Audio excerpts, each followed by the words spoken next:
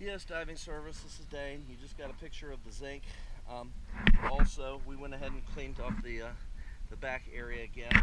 I would be curious to see what it looks like in a week. I can't say that they didn't clean it because there wasn't any big barnacles or anything on there, and there should have been if they hadn't touched it. But we will see.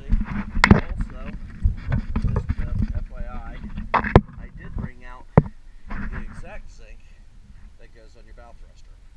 And this is it. It is a 7-1190 Reliance. So this is the zinc. This is the spec